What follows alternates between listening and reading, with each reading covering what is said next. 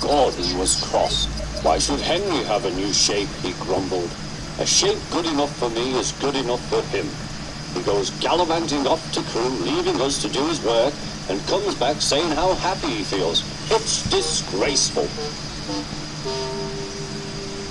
And there's another thing. Henry whistles too much.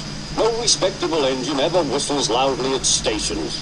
It isn't wrong, but we just don't do it. Poor Henry didn't feel happy anymore. Never mind, whispered Percy. I'm glad you're home again. I like your whistling. Goodbye, Henry, called Gordon. We're glad to have you with us again, but remember what I said. Later, Henry stopped at Edward's station. Hello, Henry, said Edward. You look splendid. I was pleased to hear your happy whistle yesterday. Thank you, Edward, smiled Henry. Shh, shh. Can you hear something? It sounds like Gordon, said Edward, and it ought to be Gordon. But Gordon never whistles like that. It was Gordon. He came rushing down the hill at a tremendous rate. He didn't look at Henry, and he didn't look at Edward. He screamed straight through the station and disappeared. Well, said Edward. It isn't wrong, chuckled Henry, but we just don't do it. And he told Edward what Gordon had said.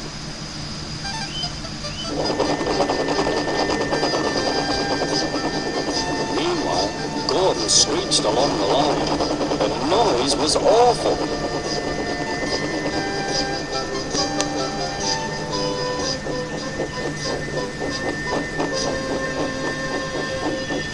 At the station, everyone held their ears. The Fat Controller held his ears too. Take him away, he bellowed, and stop that noise! Gordon puffed sadly away, but he wouldn't stop whistling until two fitters climbed up and knocked his whistle valve in place. That night, Gordon slunk into the shed. He was glad it was empty. It isn't wrong, murmured Henry to no one in particular, but we just don't do it. No one mentioned whistles. Next morning, Henry was enjoying himself enormously. I feel so well, he sang. Trickety-trot, off his coaches. Then he saw some boys on a bridge. Pip, pip, hello, he whistled.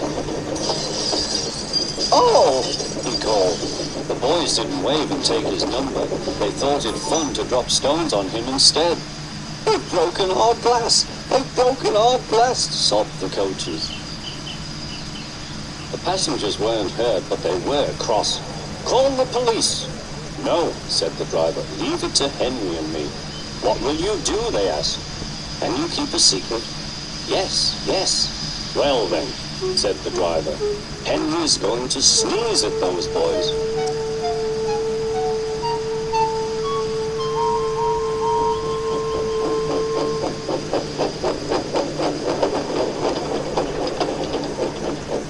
Lots of people were waiting at the station just before the bridge.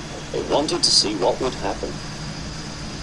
Henry has plenty of ashes, said the driver.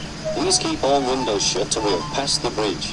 Henry is as excited as we are, aren't you, old fellow? Henry was feeling stuffed up. Soon they could see the boys, and they all had stones. Are you ready, Henry, said his driver. Squeeze hard when I tell you. Now, he said.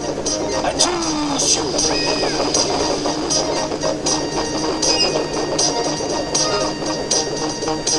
Well done, Henry, laughed his driver.